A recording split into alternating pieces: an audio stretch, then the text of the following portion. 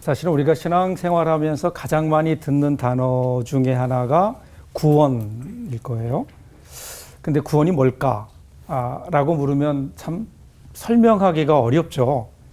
기독교 신학에서는 그래서 이 구원을 설명하기 위해서 3단계로 설명을 해요. 구원의 3단계. 첫째는 중생, 의인, 소위 말하는 justification이라고 하는 단계인데요. 이것은 은혜로 이루어집니다. 예수를 믿음으로, 예수의 십자가를 믿음으로 예수님의 의로 말미암아 우리가 의롭다함을 얻는 거죠.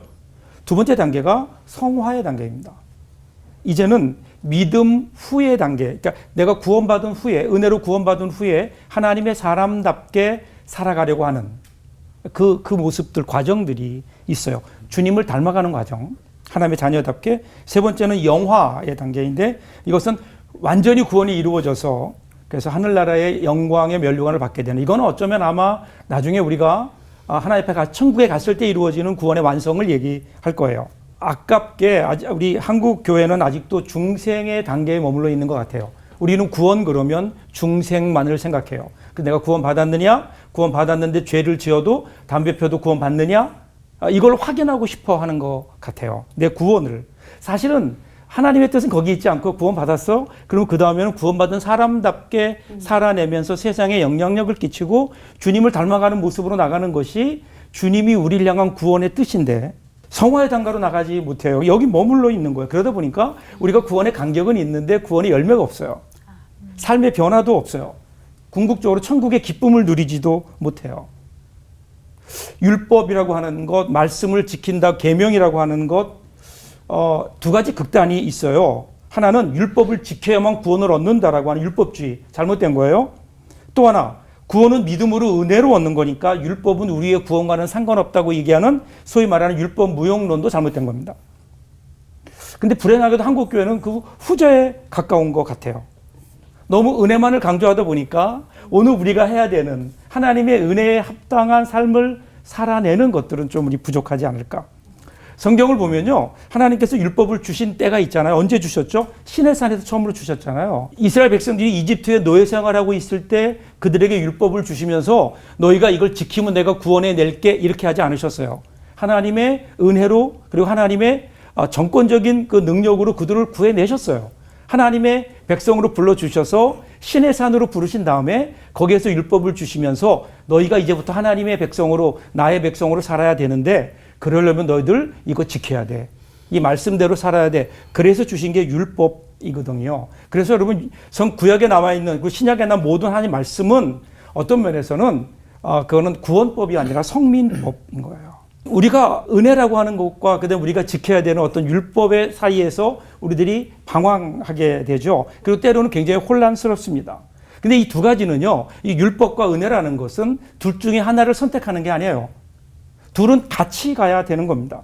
복음이 율법 앞에 서게 되면 먼저 은혜가 오고 그 다음에 율법이 따라오면 그러면 그 구원은 정상적으로 앞을 향해 나가는 거예요. 그런데 만약에 율법이 믿음 앞에 있다. 그럼 어떻게 될까요? 잘못 나가고 있는 거예요. 율법이 믿음 앞에 올 수 없죠. 만약에 율법이 없다면 그냥 은혜로만 된다고 하면 그럼 구원에 문제가 생기는 거예요. 율법을 행함으로 구원을 얻는다는 것도 믿음이 아닙니다. 그러나 역시 믿음으로 값없이 구원을 얻었음에도 불구하고 하나님의 은혜를 모르고 율법 없이, 말씀 없이 자기 마음대로 살아가는 것도 문제인 거예요. 그래서 성경은 사람이 구원을 얻는 것은 율법을 행함으로 얻는 것이 아니라 믿음으로, 은혜로 말미암아 얻는 거지만 동시에 행함이 없는 믿음은 죽은 믿음이다. 그렇게 얘기하죠. 우리는 믿음으로 값없이 구원을 얻은 사람들이에요. 죄로 말미암아 죽을 수밖에 없는 우리들인데 그 예수님께서 우리를 위해 십자가에 죽으심으로 우리가 구원을 얻었어요. 하나님의 자녀가 되었어요. 모든 불의에서 깨끗하게 되었어요. 그러면 어떻게 해야 될까요? 이제부터 깨끗하게 살아야 돼요. 예수 그리스도의 그 피로 말미암아 깨끗해진 우리가 그렇게 거기에 합당한 삶을 살아내는 거죠. 물론 완전할 수 없죠. 그럼에도 불구하고 하나님의 은혜를 생각해서라도 우리는 깨끗하게 살기 위해서 몸부림쳐야 되는 거예요. 그래서 야고보서 2장 26절 보면요, 영혼 없는 몸이 죽은 것 같이 행함이 없는 믿음은 죽은 것이니라.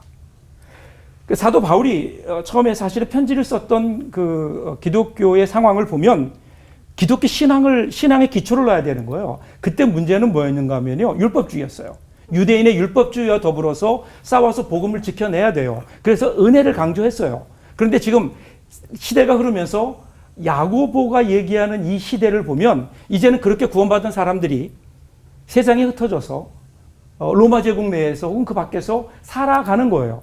아무도 하나님을 모르는 세상 속에서 그리스도인으로 살아간다? 이거는 또 다른 삶의 환경인 거죠. 거기에서 그렇게 얘기해요. 행함이 없는 믿음이 과연 너희를 구원할 수 있겠느냐. 이 험한 세상에서 어떻게 살아야 되는가? 이 질문에 대한 답인 거예요. 즉 구원 그 이후의 삶이에요. 그런 의미에서 오늘 우리는 이 말씀을 좀 마음속에 무게 있게 들었으면 좋겠어요. 오늘 우리가 살아가는 이 세상이 만만치 않거든요. 과연 여기에서 나는 그리스도인으로서 어떻게 살아갈 것인가? 그래서 우리는 이제는 한 걸음 더 나아가서 구원을 받은 사람답게 그 신분에 맞게 사는 성숙함과 온전함, 이것이 오늘 우리에게 필요하지 않을까. 이 구원의 두 번째 은혜를 누리면서 살아가는 저와 여러분 되었으면 좋겠습니다. 아멘. 기도하겠습니다. 하나님, 성숙함과 온전함을 향해 나가는 신앙의 여정이 우리에게 있게 하여 주시옵소서. 예수님 이름으로 기도합니다. 아멘. 아멘. 구원이 행함에 있지 않다고 하시면 정말 많은 분들이 구원받아서 천국 가지 않았을까 싶은데요. 믿음 좋은 사람은 교회에 많은데 행함까지 좋기는 쉽지 않은 것 같아요. 그래서 우리 임채영 목사님께서 이 사람은 진짜 구원받았구나 하는 성도 행동에서 구원이 보이신 적 있으신지 보이시는지 여쭤보고 싶습니다. 구원은 안 보여요. 제가 일단 하나님께서 정하실 문제고요. 다만 이제 목회하면서 이런 걸 느껴요. 참 교회 안에 좋은 생각을 하는 나쁜 놈들이 많다, 그런 생각을 해요. 좋은 생각을 하는 나쁜 사람들이 많아요. 이제 여러분 교회 오시잖아요. 설교를 듣죠. 네. 그러면 아멘 그래요. 저렇게 살아야지. 그리고 안 살아요. 그러면서 더 큰 문제는 뭐냐면요. 그러면서 자기는 신앙이 좋은 줄 알아요. 왜냐하면 나는 그런 생각을 하기 때문에. 그렇죠. 그러면 그게 하나님 보실 때 진짜 믿음일까? 그 많은 사람들이 생각을 너무 많이 해요. 그러니까 좋은 설교 듣고 좋은 성경 공부하면서 머리가 커지면서 나는 좋은 사람이야. 선교를 나가야 돼. 그러니까 거의 선교사예요, 자기는. 근데 현실은 뭐냐면 그렇지 않아요. 현실은 담배 피고 있어요. 뭐 이런 그런 것들 있네요. 보면서 네. 그래서 정말 좋은 신앙은요. 좋은 생각을 실천하는 사람이지 않을까.